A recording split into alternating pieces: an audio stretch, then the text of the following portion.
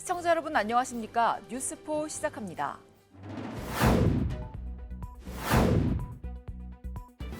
동대문구가 서울과 런던 간의 스마트 도시 솔루션 교차 실증 사업 MOU를 체결했습니다. 마포구가 신규 자원회수시설 예정지에 대한 자체 토양 오염도 조사에 나섰습니다. 충청북도가 2024 반도체 전문가 토론회를 개최했습니다. 가을 배추의 전국 최대 주산지인 해남에서 출하가 시작되며 배추값 안정세에 기대가 모아지고 있습니다. 2024 여수시 일자리 박람회가 흥국체육관에서 열렸습니다. 사업자가 관공서에 인허가를 받으려면 제출해야 할 서류 중 하나가 인허가 보증보험 보증서입니다. 그런데 이 인허가 보증서를 발급하는 보증보험사가 자격이 안 되는 곳이 많은 것으로 확인됐습니다. 특히 서류를 담당하는 공무원들마저 속아 넘어가는 경우가 많습니다. 지난 2023년 11월 골재 채취업을 하는 A업체는 전남 강진군에 골재 채취 인허가 서류를 제출합니다. 강진군은 서류상 문제가 없자 골재 채취 인허가를 내주었지만 곧 취재진에 의해 잘못된 점이 발견됩니다. 서류 중 인허가 보증서를 내준 비보증보험사가 금융감독원에 허가받지 않은 속칭 무자격 보증보험사이기 때문입니다. 하지만 담당 공무원은 전혀 모르고 있었습니다. 이 사람들 어떠냐면 왜 정당에 있을 수 있는데 너희들이 왜 안 해줘? 이 사람들은 행정소송을 하고 들고 이 정도까지 하고 들어가거든요. 일단은 이 관계를 한번 바로 오늘 국민 번역 바로 한번 건축부에 보내갖고 한번 알아보겠습니다. 이와 같은 경우는 지난 2023년 한평군에서도 확인됐습니다. 한 골재업체가 한평군에 사업 인허가를 신청하면서 무자격 보증보험사의 서류를 제출해 경찰 수사까지 받은 것입니다. 이렇게 전국적으로 금융감독원의 허가를 받지 않은 무자격 보증보험사는 수십여 곳에 달합니다. 일단 공식 보증보험사는 신용보증기금, 기술보증기금 등 법적 근거가 있는 공공보증보험사이며 민영보증보험사는 단 한 곳뿐입니다. 법으로 허가받은 민영보험사는 서울보증 하나밖에 없고요. 근데 이제 공적 보증기관도 뭐 있잖아요. 그래서 뭐 은행에서 지급보증, 시중은행 있잖아요. 은행에서 뭐 지급보증서를 받아오든지 또는 그 여신 전문회사 쪽에서 또 뭐 부수 업무로 신고해서 하는 데는 가능하니까 그런 데서 받아오는 거는 그래도 뭐 인정할 수 있을 텐데 그 이외에는 사실 특히 민간이 보증보험사를 운영하려면 자본금 300억 원 이상이 있어야 하며 자본금이 있더라도 까다로운 적격 심사를 받아야 합니다. 무자격 보증보험사가 활개를 치면서 사실상 가짜 서류로 인허가를 내주는 관공서들이 솟고 있는 것입니다. 1차로 의심을 하면서 꼭 확인 절차를 해보는 것이. 대개 이제 이런 은행이라든가 또 서울보증원의 신보나 기보에다 물어보면 처음 들어본 이런 보증회사다 하면 의심을 갖고 확인을 해볼 필요가 있을 것 같습니다. 결국 부실한 업체가 보증서를 받기 위해 무자격 보증보험사에서 보증서를 받으면 인허가를 내준 관공서 사업 자체가 부실공사로 이어지는 것입니다. 금융감독원은 무자격 보증보험사가 적발되면 행정처분뿐 아니라 형사처벌로 이어진다며 각별한 주의를 당부했습니다. 수도권 소식입니다. 동대문구가 스마트 기술 교류를 강화하기 위해 서울과 런던 간의 스마트 도시 솔루션 교차 실증 사업 MOU를 체결했습니다. 구는 스페인 바르셀로나에서 열린 세계 최대 규모의 스마트시티 국제 엑스포에 참가해 스마트 도시 관련 선진 기술과 비전을 공유하고 스마트 기술 교류를 강화하기 위해 템즈 프리포트, 서울 디지털재단과 함께 스마트 솔루션 교차 실증 사업 업무 협약 MOU를 체결했습니다. 스마트 도시 교차 실증은 두 도시와 기관의 기술과 솔루션을 각기 다른 환경에서 테스트하고 검증해 스마트 도시 모델을 확장해 도시의 지속 가능성을 제고하기 위해 진행하는 사업입니다. 구는 이번 업무 협약을 통해 양 도시 간의 혁신 스마트 기술 교류를 더욱 확대해 각 도시의 문제 해결에 실질적으로 기여하고 구민 삶의 질 향상에 이바지할 수 있기를 바란다고 밝혔습니다. 동대문구가 지역의 인재를 발굴하고 육성하기 위해 총 153명에게 1억 4,060만 원의 장학금을 지원했습니다. 동대문구 장학기금은 관내의 우수한 인재를 발굴 육성하고 경제적인 이유로 교육에 매진하기 어려운 학생들에게 교육 기회를 제공하고 학력 신장을 도모하기 위해 조성됐습니다. 특히 올해부터는 특기장학금의 대상을 초등학생까지 확대해 더 많은 학생들이 장학금 지원 혜택을 누릴 수 있게 됐습니다. 이번에 선발된 장학생은 학교장 추천을 받은 성적 우수 장학생 30명과 특기 장학생 4명, 동주민센터에서 추천한 일반 장학생 61명 등을 포함한 총 153명으로 1억 4,060만 원의 장학금을 지원받았습니다. 군은 동대문구 장학기금을 통해 학생들이 자신의 꿈에 다가서는데 조금이나마 도움이 됐길 바라고 앞으로도 다양한 인재를 발굴해 학생들이 행복하게 미래를 설계할 수 있는 기회를 제공하겠다고 전했습니다. 마포구가 신규 자원해수시설 예정지에 대한 자체 토양 오염도 조사에 나섰습니다. 지난 8일 제367회 현장구청장실이 운영돼 신규 자원해수시설 예정지에 대한 자체 토양 오염도 조사에 나섰습니다. 이번 조사는 신규 자원해수시설 입지 예정지 내 기준치 초과 토양 오염원 검출과 관련해 유해물질에 대한 구민 불안을 해소하고자 실시됐습니다. 이날 박강수 마포구청장 및 관계 부서장을 비롯해 토양 관련 전문가 등이 함께 조사에 나섰습니다. 조사 대상은 신규 자원해수시설 입지 예정지 주변 토양이며 조사 항목은 다이옥신, 불소, 벤조피렌, 납, 카드뮴 등 1급 발암물질입니다. 마포구는 이번 2차 조사를 통해 주민들에게 정확한 정보를 제공할 것이며 환경오염 최소화를 위한 조치를 추진할 방침입니다. 마포구의 16개 모든 동엔 구민들을 항상 가까이에서 돕고 있는 실뿌리 복지 동행센터가 있습니다. 이번엔 마포형 동복지 주민 모임으로 실뿌리 복지 동행단을 구성해 발대식을 가졌는데요. 자세한 소식 전해드립니다. 지난 6일 실뿌리 복지 동행단의 발대식을 가졌습니다. 실뿌리 복지 동행단은 마포형 동복지 주민 모임으로 실뿌리 복지 동행단 발대식에 박강수 마포구청장과 동행단을 포함해 300여 명이 참석했습니다. 이날 발대식에선 실뿌리 복지 동행단의 위촉식과 강연이 진행됐습니다. 실뿌리 복지 동행단장 위촉장 수여 및 실뿌리 복지 동행단 선서 시간을 가졌고 박강수 마포구청장의 인사 말씀 및 축사 후 특별 강연이 이어졌습니다. 앞으로 이어질 실뿌리 복지 동행단의 행보를 기대합니다. 이어서 광역시 소식입니다. 대구시가 달성군 국가물산업클러스터 기업 집적단지에 강소물기업 3개사와 투자 협약을 체결했습니다. 대구시는 대한민국 국제물주간 2014 행사가 열리는 대구 엑스코에서 물 관련 기업인 주식회사 나무, 제이텍워터, 내강산업과 투자 협약을 체결했습니다.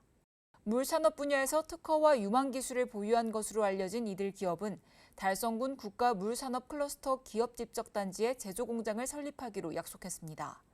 향후 대구시는 약 2만 3천 제곱미터 부지에 모두 210억 원을 투자해 생산 라인을 구축하고 내년부터 본격적인 운영에 들어갈 예정입니다. 대구시가 제85회 순국선열의 날 기념식을 개최해 순국선열의 숭고한 희생정신을 기렸습니다. 이번 기념식은 광복회 대구광역시 지부 주관으로 대구문화예술회관에서 개최됐습니다. 이날 행사에는 홍준표 대구시장, 이만규 시의회 의장, 강은희 시교육감, 강윤진 대구지방보훈청장 등 주요 인사와 시민 200여 명이 참석했습니다. 이어 기념식은 참석자 전원이 만세 삼창을 외치고 시문 시인의 그날이 오면 낭송, 그리운 금강산, 나를 태워라 등의 플롯 공연으로 마무리됐습니다. 홍준표 대구시장은 국가를 위해 헌신하신 영웅과 후손을 끝까지 책임지는 진정한 보훈을 실천하겠다고 말했습니다. 대전시가 대전어린이회관 개관 15주년을 맞아 기념행사를 개최했습니다. 기념식에는 이장우 대전시장과 조원휘 시의회 의장, 설동호 교육감, 이광열 기독교 연합봉사회 이사장 등이 참석했습니다. 특히 개관 15주년을 기념해 어린이회관 발전에 기여한 공로로 직원 서재훈 팀원, 정미숙 팀원 등에게 유공표창이 수여됐습니다. 이장우 시장은 대전 어린이회관이 전국 최고의 어린이 놀이시설로 발전할 수 있도록 지원과 노력을 아끼지 않겠다고 말했습니다. 대전시와 대전시 체육회가 주최하고 대전시 야구 소프트볼 협회가 주관하는 제30회 대전광역시장기 생활체육 야구대회가 개막했습니다. 이날 한밭중학교에서 열린 개막식에는 이장우 대전시장을 비롯해 박희조 동구청장, 한대화 대전시 체육회 부회장 등이 참석했습니다. 이번 대회는 건전한 스포츠 문화의 정착 및 계승 발전과 사회인 야구 동호인 간의 친목 도모를 위해 마련됐습니다. 특히 우승팀과 준우승팀에게는 각종 상품과 함께 전국대회 출전권도 부여됩니다. 이장우 대전시장은 야구 동호인 선수들 모두 다치지 마시고 인류 야구도시 대전의 위상을 확고히 하기 위해 앞으로의 미래를 대비할 수 있도록 노력하겠다고 밝혔습니다. 계속해서 강원도 소식입니다. 횡성문화원 창립 60주년을 맞아 기념식과 기념식수 행사가 열렸습니다. 이날 행사에는 역대 원장, 전현직 이사 등 50여 명이 참석해 문화원의 지난 발자취를 돌아보고 향후 비전을 공유하며 창립 60주년을 함께 축하했습니다. 지역 대표 문화기관인 횡성문화원은 1964년 창립됐으며 지역사회 개발과 향토 문화진흥을 목표로 향토 문화교육, 향토 문화보존 전승, 문화학교, 작은 영화관 운영 등 다양한 사업을 펼치며 지역 문화 발전에 기여하고 있습니다. 횡성군이 동절기 강설 시 신속 대응을 위한 2024년, 2025년도 동절기 제설대책 추진 계획을 수립하고 본격 가동에 들어갔습니다. 군은 11월 15일부터 내년 3월 15일까지를 도로 제설대책 특별기간으로 정하고 도시계획도로, 군도 농어촌도로, 마을안길 버스 노선 등에 대한 제설 작업을 실시합니다. 특히 신속한 초기 대응을 위해 24시간 상황관리 시스템을 운영하고 유관기관과의 협업을 통해 단계별로 임차 장비를 투입하는 등 체계적으로 대응한다는 계획입니다. 또한 이에 앞서 제설 작업 참여자 사전 교육을 실시했으며 제설제 5,000톤, 제설덤프 19대, 제설 트랙터 404대 등 제설 장비를 확보했습니다. 또한 강설시 통행에 어려움이 예상되는 위험 구간에는 자동 염수를 분사해 사전 대비한다는 계획입니다. 평창군이 2025년 10월 개최되는 2025년 세계올림픽 도시연맹 총회 유치에 성공했습니다. 평창군은 지난 7월 2025년 총회 유치 제안서를 제출한 뒤 9월 제안 발표를 마쳤으며 지난 11월 11일 2025년 세계올림픽 도시연맹 총회 개최 도시로 최종 선정됐습니다.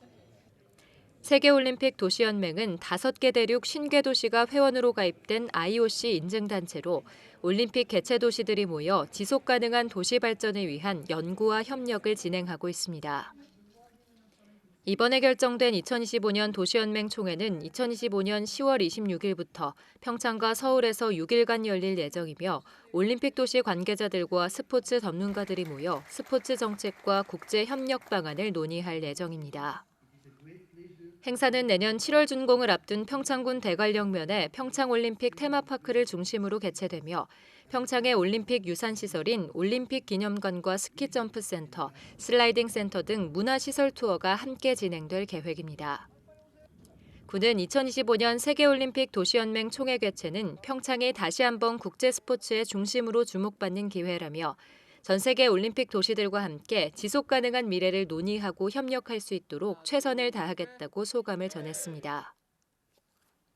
계속해서 충청북도 소식입니다.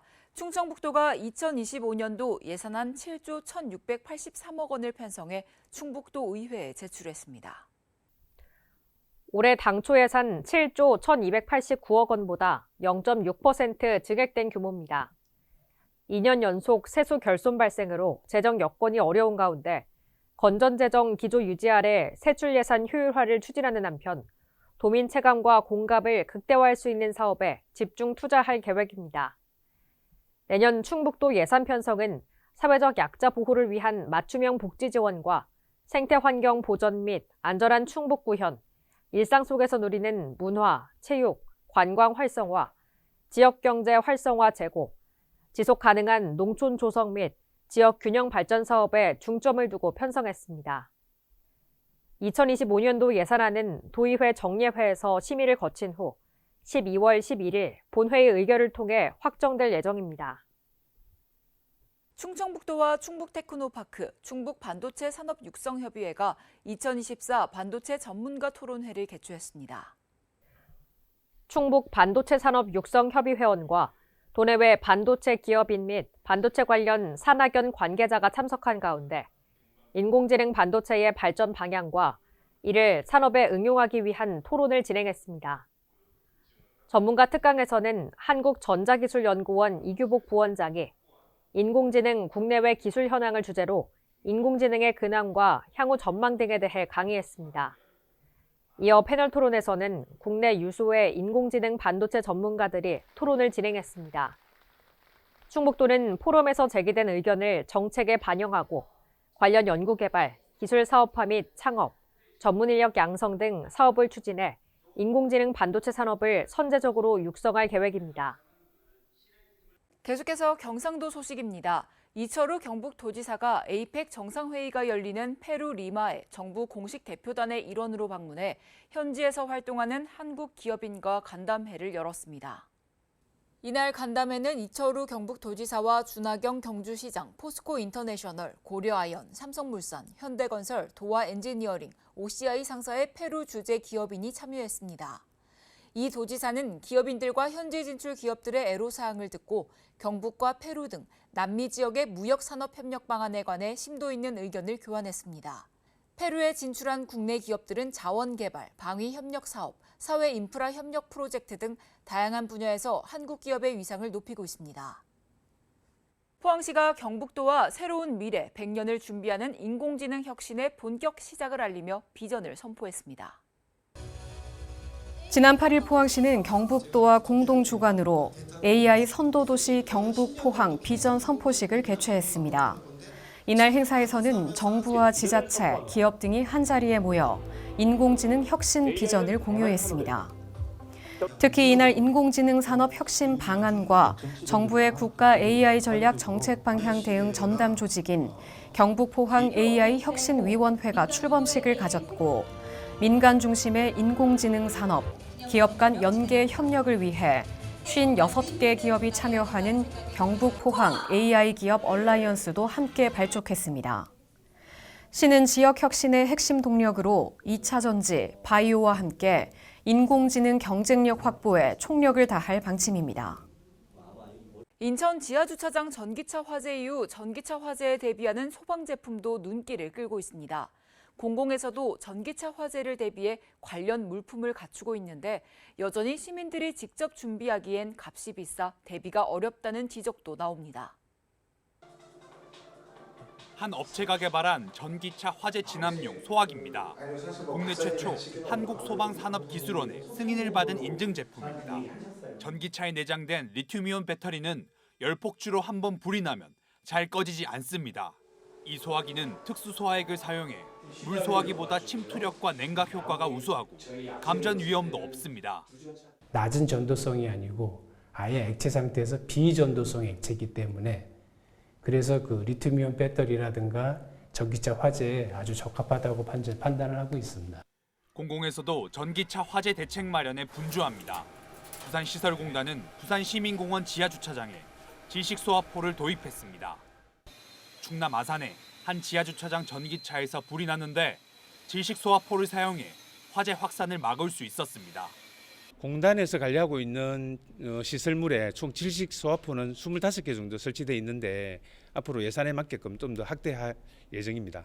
전기차 화재에 대비할 수 있는 여러 장비가 출시되고 있지만 가격이 비싸 여전히 시민들이 직접 준비하기에는 한계가 있습니다. 그 전기차 진압용 소화기는 좀 가격이 비싼 걸로 아는데 소비자 입장에서는 좀 사기는 꺼려지는 것 같아요.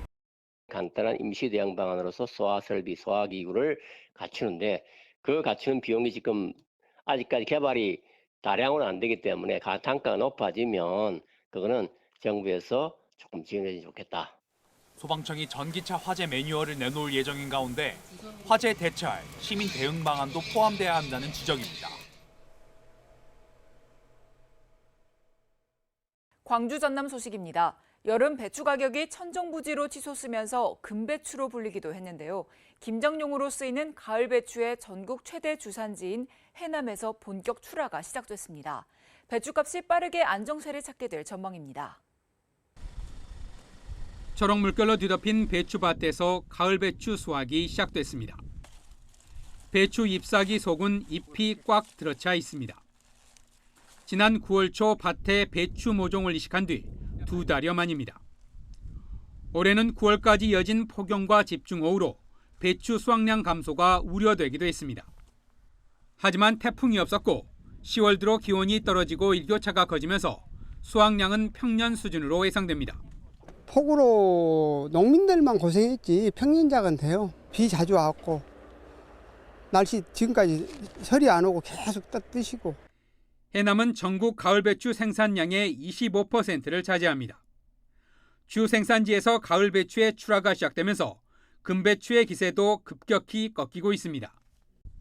농산식품유통공사에 따르면 이달 13일 기준 배추 한 포기 평균 소매 가격은 3,693원으로 한 달 전 8,877원의 절반 아래로 떨어졌습니다.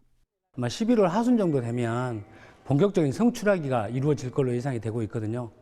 그때 정도 되면 아마 가격적인 측면에서도 충분히 안정화가 될 걸로 좀 보여지고요. 가을 배추의 최대 주산지인 해남에서 배추가 본격 출하되자 여름철부터 지속되던 배추값 고공행진도 사실상 마무리됐습니다.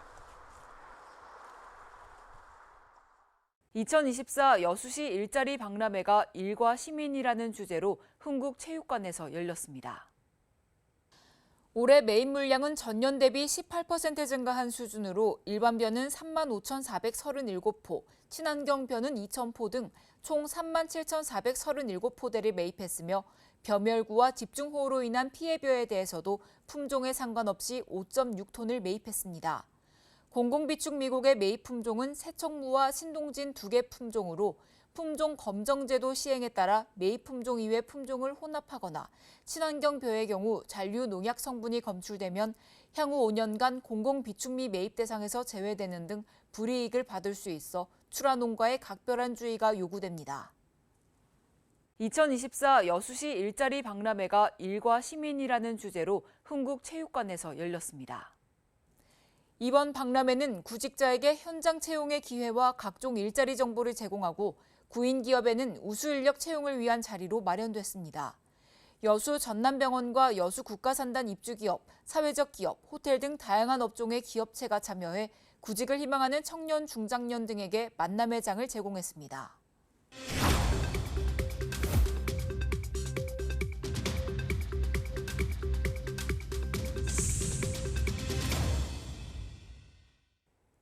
한 주간의 행사 소식을 전해드리는 클릭 행사톡톡 시간입니다.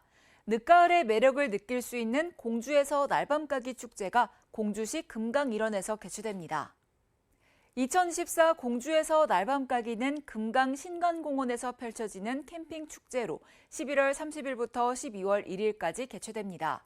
공주에서 날밤가기는 밤새 즐길 수 있는 여러 프로그램과 이벤트로 쌀쌀한 늦가을의 매력을 한껏 보여줄 예정인데요.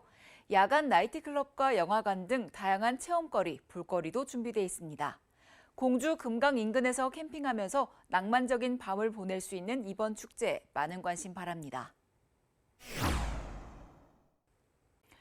경기 화성시가 전국 최초로 청소년을 대상으로 마약 사용 실태 조사를 한 결과 중학생 8.3%가 마약류 약물 사용 경험이 있다는 결과가 나왔습니다.